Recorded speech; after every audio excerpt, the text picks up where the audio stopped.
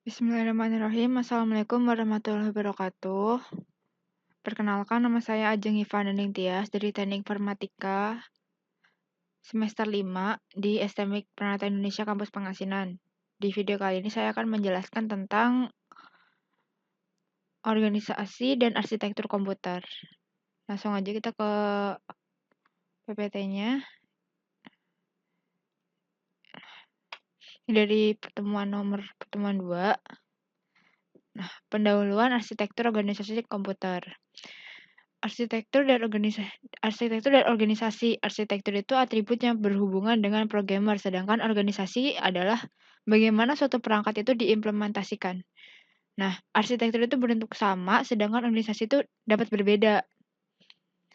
Nah, kalau arsitektur itu bisa bertahan lama, kalau organisasi itu selalu menyesuaikan perkembangan teknologi. Jadi tiap tahun dia selalu menyesuaikan gitu. Terus yang kedua kita ke fungsinya. Pada semua komputer berfungsi untuk pengolahan data, penyimpanan data, pemindahan data, dan controlling. Umumnya kegunaannya seperti itu. Terus berbagai sudut pandang penggunaan komputer. Nah, kalau yang komputer dilihat dari sudut pandang fungsi itu kayak gini. Terus yang kalau pemindahan data dia yang kotak hijau ini, yang dikotakin hijau. Terus kalau yang penyimpanan data, nah ini manajemen control storage gitu. Penyimpanan data dia ke storage. Nah, kalau dari pengolahan dari atau ke menyimpan itu yang ini. Storage dikontrol, diolah, diproses, lalu disimpan lagi. Dia muter gini. Nah, ini pemrosesan dari penyimpanan data input atau output. Contohnya pencetakan bank statement. Ini dari movement dia ke control, ke processing, ke storage, balik lagi gitu. Terus struktur dalam komputer, ada struktur top level, ada struktur CPU, dan struktur control unit. Nah, bisa dilihat nih, strukturnya kayak gini. CPU tuh lebih banyak. Terus ini reviewnya. Hal di bawah ini berhubungan dengan arsitektur adalah set instruksi itu benar, mekanisme input atau output benar, teknik pengalamatan benar. Jadi ABC itu benar, ini benar semua. Jawabannya D. Terus kalau yang ini, hal di bawah ini yang berhubungan dengan organisasi. Set instruksi itu tidak. Nah, sinyal kontrol itu benar. Semua bit dalam suatu data itu nggak ada hubungan sama organisasi. A sama C. Nah, A itu benar tapi A, C-nya salah. Jadi C salah, semua salah. Yang benar itu B. Terus fungsi komputer. Ini fungsi komputer tadi dibahas di awal, data processing, data movement, data storage, data control. Jadi ABC itu benar semua. Berikut ini merupakan bagian dari struktur komputer kecuali USB. USB itu dari luar komputer. Kalau ini kan port input output, bagian dari komputer, memori juga, CPU juga, sistem bus juga. USB itu tidak. Nah, kalau yang ini register merupakan bagian dari arsitektur register. Register itu kan berarti di programnya, jadi di CPU-nya. Nah, kalau pertemuan 3 nggak saya itu di sini, tapi kita ke sini. Nah, pertemuan 3 itu membahas tentang evolusi komputer. Nah, ini evolusi komputer. Latar belakang ENIAC. Latar belakang ENIAC itu Electronic Numerical Integrator dan Computer. Ini dibuat di pembuatnya Eckert and Maudsley. Ya, itu dari University of Pennsylvania. untuk melakukan sebuah tabel lintasan peluru. Dibuatnya mulai tahun 1943 dan selesai pada tahun 1946. Sangat lambat untuk digunakan dalam Perang Dunia Kedua. Berarti niatnya mau dibuat untuk Perang Dunia Kedua, cuma selesainya telat, jadi ya nggak bisa dipakai buat Perang Dunia Kedua. Kayak gitu kali. Dan ini digunakan sampai 1955. Nah, ENIAC itu dia merupakan bilangan desimal, bukan biner. Dan memiliki 20 akumulator untuk 10 digit. Di program manual dengan switch atau saklar, programnya masih manual, ada 18.000 tabung vakum, beratnya 30 ton, berat banget. Luasnya 1,1500 square feet. Konsumsi dayanya oke, gede banget, 140. Terus yang dimaksud tabung vakum itu kayak gini bentukannya, nih. Vacuum tube. Plate piringannya, gridnya, cathode-nya di sini. Ini tabung vakum pada 1900-an. Nah, ini bentuknya kayak gini. Ribet banget. Von Neumann or Turing. Konsepnya adalah untuk menyimpan program komputer. Memorinya menyimpan data dan program. ALU. What is meaning ALU? I don't know. Itu operasi data biner. Operasi data biner disebutnya ALU. Terus control unit itu menginterpretasikan instruksi dari memori dan mengeksekusinya. Jadi ya buat control unit. Terus perangkat input outputnya dikendalikan oleh unit control Sun Institute of Advanced Studies. Ini tempat sekolahnya. Dan ini selesai pada tahun 1952. Struktur mesin non-Neumann. Strukturnya kayak gini. Bisa dilihat aja tuh. Memori Arithmetic Logic Unit, CA, Program Control Unit atau CC, dan Input Output Equipment. Ini Central Processing Unitnya di sini nih. Jadi dari input output dia masuk ke arithmetic, ntar dia bakal program control unit, baru main memory, atau dari sini langsung ke sini juga bisa. Di sini ke sini gitu. Terus mesin non-Neumann itu bentuknya kayak gini. Nih. Kita bahas tentang IAS, Computer of Institute of Advanced Studies. Kapasitas memorinya 1000 kali 40 bit words. Dia menggunakan sistem bilangan biner, panjang instruksinya 20 bit, artinya 1 word sama dengan 2 instruksi. Register-register dalam CPU-nya ada MBR, Memory Buffer Register, MAR, Memory Address Register, ada IR, ya itu, Instruction Register, IBR, Instruction Buffer Register, PCAC, dan MQ. Terus struktur ya IAS itu kayak gini. Arithmetic Logic Unit, ALU yang tadi. Nih, input outputnya di sini. Jadi dia kalau input output dia ke sini dulu. Kan tadi yang di atas yang versi simpelnya, ini versi rada rumitnya. Dia masuk dulu ke MBR, ke arithmetic, terus ke MQ dan AC, balik lagi baru MBR, baru kita masuk ke control circuitnya. Habis itu baru bisa disimpan di memori. Tadi kan bisa langsung dari sini, arithmetic langsung ke memori juga ada. Nih, bisa langsung disimpan, nggak perlu ke control circuit dulu. Terus ada komputer komersial. Komputer komersial tuh mulai ada pada tahun 1947.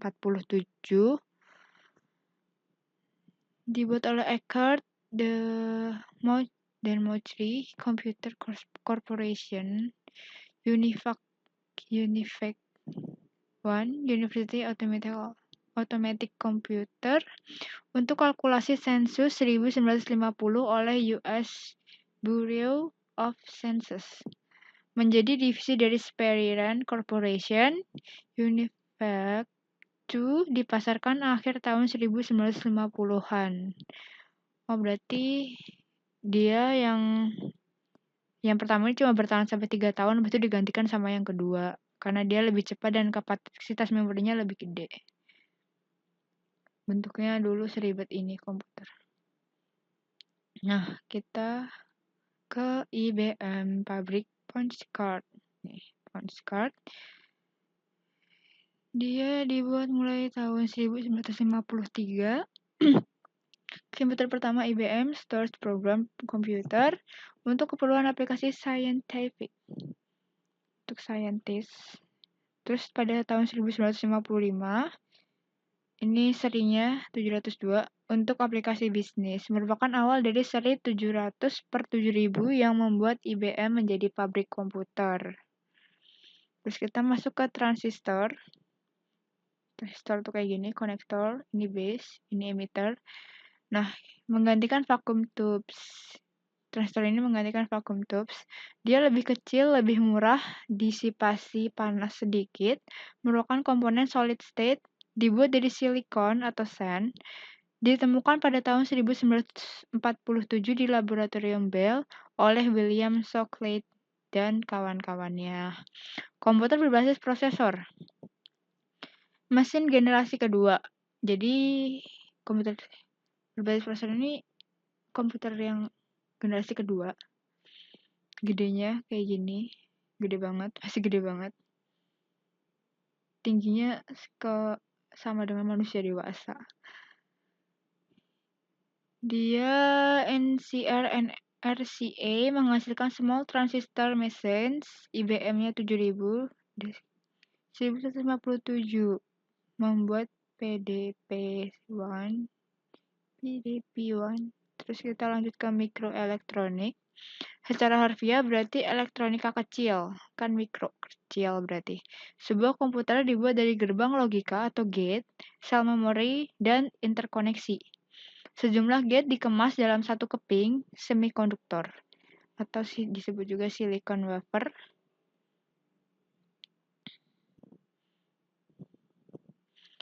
Kita lanjut ke generasi komputer.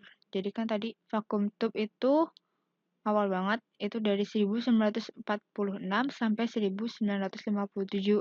Habis itu digantiin sama transistor dari 1958 sampai 1964.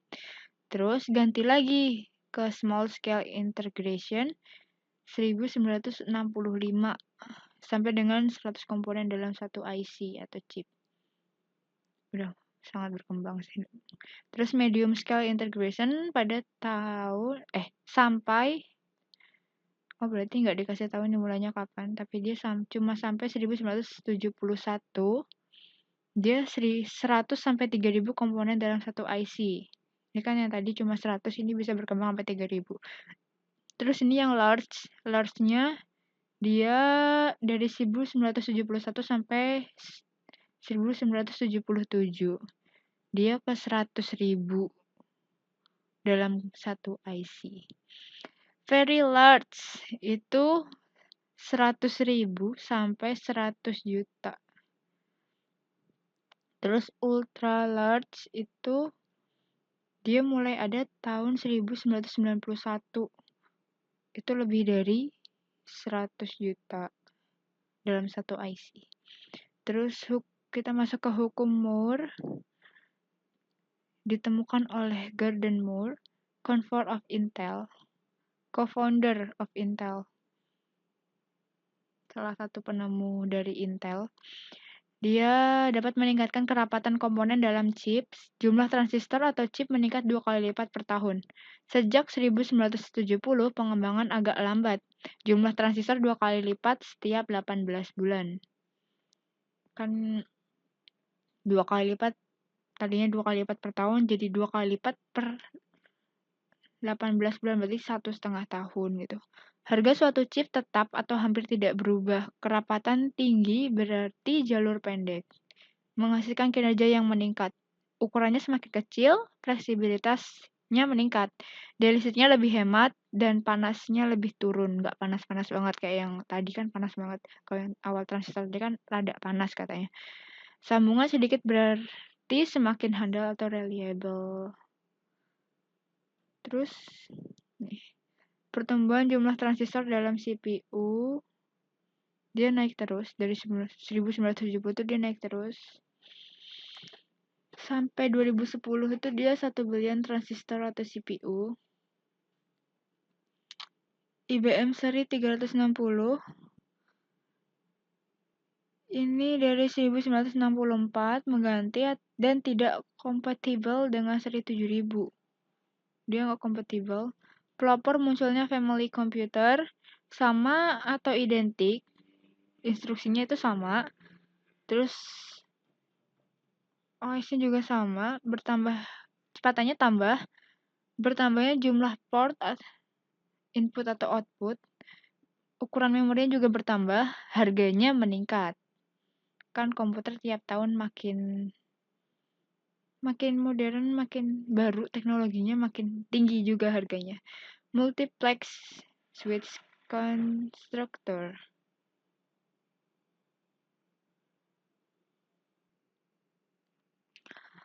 Lanjut lagi, ini ada PDP-8 pada tahun 1964. Dia melakukan mini komputer pertama. Mini komputer pertama gedenya masih segini. Ya lumayan daripada yang pertama. Awal komputer tadi kan gede banget, ini udah lumayan. Dia tidak mengharuskan ruangan ber-AC. Berarti nggak terlalu panas. Ukurannya kecil, harganya $16.000.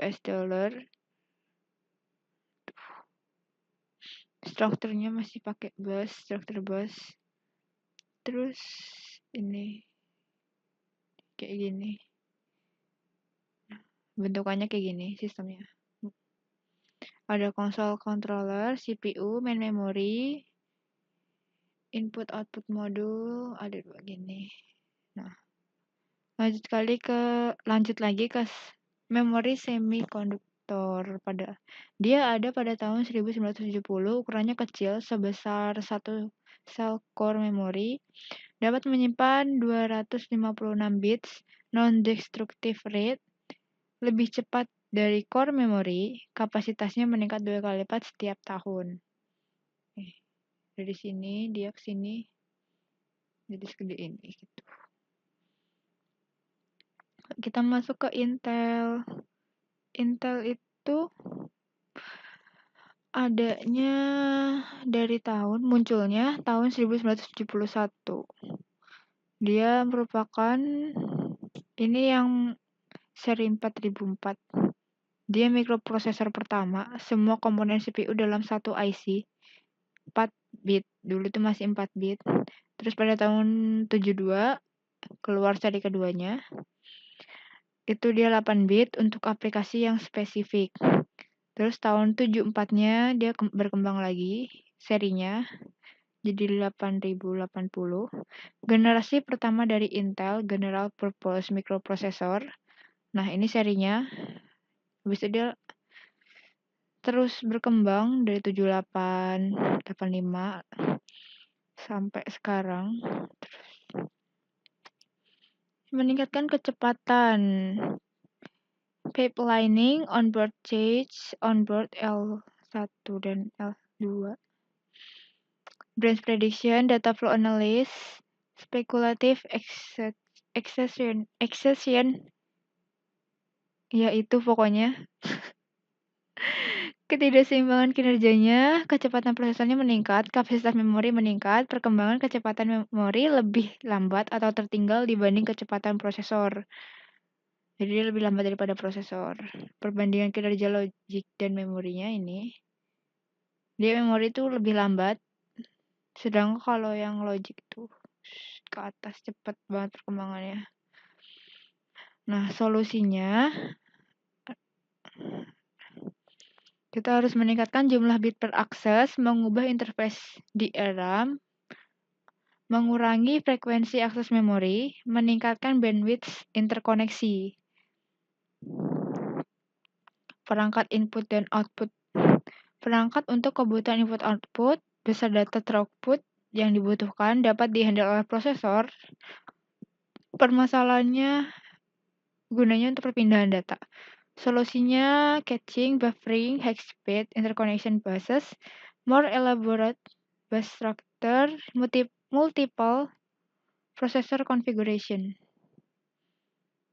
Nah, perbandingan laju data perangkat input-output. Perbandingannya dari keyboard, mouse, modem, floppy disk. Dia gigabit Ethernet itu paling tinggi. Dan yang paling lambat tuh keyboard. Nah, kunci atau keseimbangannya, komponen prosesor, memori, perangkat I/O, dan struktur koneksi. Kuncinya biar seimbang itu 4 ini. Kayak dasarnya gitu. Dapat meningkatkan kecepatan prosesor, menambah ukuran dan kecepatan cache, perubahan organisasi dan arsitektur prosesor. Nah, perkembangan mikroprosesor Intelnya kayak gini perkembangannya, dia selalu naik terus dari tahun 88 sampai 2004. 2004 tuh yang paling tinggi hyper-threading multi-core. Bertambahnya kapasitas cache atau kita biasanya bilang cache. Biasanya 2 atau 3 kali cache antara prosesor dan memori utama. Bertambahnya kepadatan IC, lebih besar cache memori dalam chips atau lebih cepat akses cache. Pentium mengalokasikannya 10% untuk cache dan Pentium 4 mengalokasikannya sekitar 50%. Awalnya cuma 10%, sekarang jadi 50%. Evolusi yang ini, generasi pertama, general purpose microprocessor, 8 data digunakan pertama kali sebagai komputer personal atau PC. Altair. Terus ini yang generasi keduanya. Dia 5 MHz, 29.000 transistor, lebih canggih, 16 bit, 2 kali lipatnya. Cache instruksi digunakan pertama kali oleh IBM PC. Nah, ini 16 MB memori per alamat sampai 1 MB. Tipe yang ini, tipe selanjutnya itu sampai 32 bit mendukung multitasking. Ini udah bisa multitasking, 32 bit. Nah, yang ini dia lebih canggih dibangun oleh Match processor. Nah, evolusi yang keduanya, Pentium, dia merupakan jenis superscalar. Beberapa instruksi dieksekusi secara paralel. Terus yang Pentium Pro meningkatkan organisasi superscalar, agresif register renaming, prediksi percabangan, analisis aliran data, dan spekulasi eksekusi. Pentium 2-nya dia bisa mengolah grafik video, pengolahan audio. Nah, Pentium 3 ini menambahkan instruksi untuk grafik 3 dimensi. Nah, evolusi yang ketiga ini, Pentium 4. Nah, Pentium 4 itu penambahan perangkat multimedia. Udah bisa buat multimedia. Yang core, pertama kali dengan dual core. Core 2-nya arsitekturnya udah naik ke 64 bit. Nah, core 2 squad-nya 3 GHz. 820 juta transistor. 4 prosesor dalam satu chips. Arsitekturnya embedded system. Organisasi dan teknologi berubah secara drastis. Arsitektur kumpulan instruksi kompatibel dengan sebelumnya. Jadi ini yang core 2 ini bisa baca core yang ini. Bisa baca yang pendahulunya. Masih kebaca gitu yang prosesor sebelum-sebelumnya. Tersedia 500 instruksi. Suruh lihat web Intel untuk lebih lengkapnya. Ya kalian bisa cek sendiri ke web Intel kalau mau lebih lengkapnya. Nih, kita ARM. Kita langsung aja ke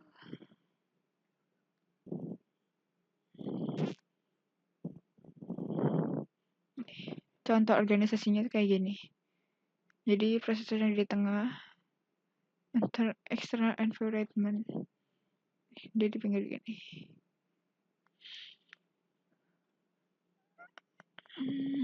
Nah, Evolusinya dirancang oleh ARM Incorporation di Cambridge di Inggris. Lisensinya untuk manufaktur. Kecepatannya tinggi, tidak pernah mati, konsumsi daya rendah. Contohnya tuh di iPod atau iPhone. Acorn memproduksi RM1 dan RM2 pada tahun 85. Terus kategori sistemnya, dia real time, platform aplikasinya ada Linux, Symbian, Windows Mobile, secure application, termasuk aplikasi yang aman. Penilaian kinerja kecepatan clock, parameter kuncinya ini udah bagus. Sistem clock itu kayak gini.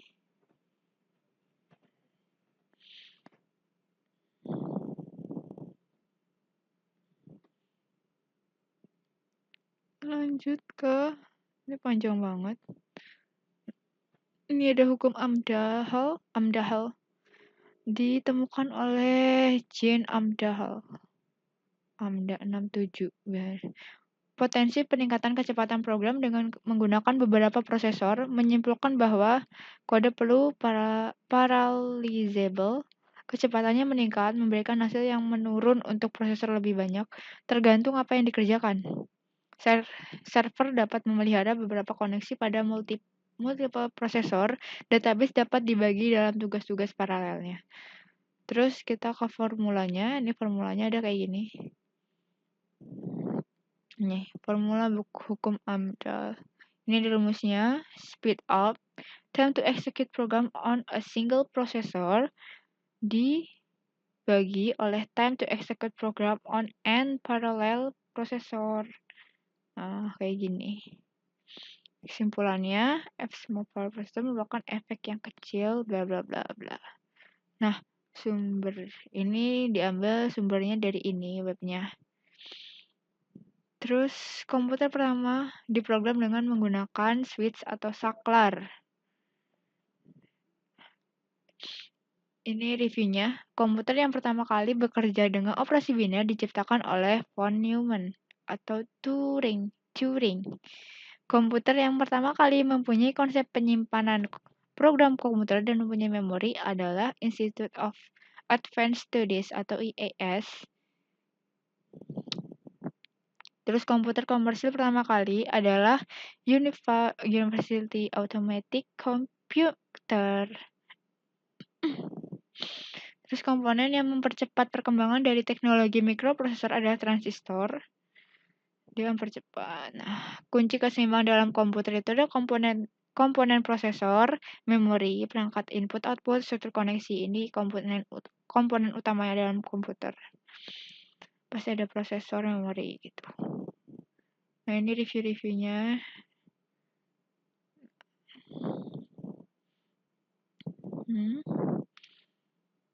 Ini ke bawah cuma review-review doang sih. Tuh. Ini ya dibuat oleh komputer generasi pertama dibuat oleh menggunakan tabung vakum atau vacuum tube. Komputer generasi kedua dibuat dengan menggunakan teknologi transistor. Udah pas transistor ya. Terus device input-output di bawah ini yang mempunyai data rate paling besar adalah hard disk. Nah, ini perpustakanya. Nah, kita lanjut ke pertemuan keempat. Nah, pertemuan keempat ini isinya cuma review-review aja. Nah, di sini kan disebutkan 4 komponen utama dalam general purpose computer, CPU, memori, input-output, interkoneksi. Sama kayak yang tadi. Pertemuan 3. Terus ini jelaskan efek dari perkembangan teknologi IC. Dia meningkatkan kecepatan prosesor, menambah ukuran dan kecepatan cache, perubahan organisasi dan arsitektur prosesor. Terus dia juga bisa paralel. Dan meningkatkan kecepatan eksekusi, jadi nggak lemot gitu. Jelaskan tentang hukum Moore. Hukum Moore itu ini meningkatkan kerapatan komponen dalam chips, jumlah transistor atau chip meningkat 2 kali lipat per tahun. Terus sejak tahun 1970 pengembangan agak lambat. Jadi dia yang tadi saya udah jelaskan, dia jadi yang tadinya 1 tahun itu bisa 2 kali lipat, dia jadi 1,5 tahun baru bisa 2 kali lipat. harga satu tipnya itu tetap dan hampir tidak pernah berubah gitu. Terus ini jelaskan tentang karakteristik dari family computer. Ya, family computer itu sama identik instruksinya, OS-nya sama, bertambahnya kecepatannya pasti bertambah, terus jumlah port input output-nya juga bertambah, ukuran memorinya juga pasti bertambah. Nah, habis. Jadi itu aja yang bisa saya jelaskan tentang video kali ini. Semoga bermanfaat. Assalamualaikum warahmatullahi wabarakatuh. Bye bye.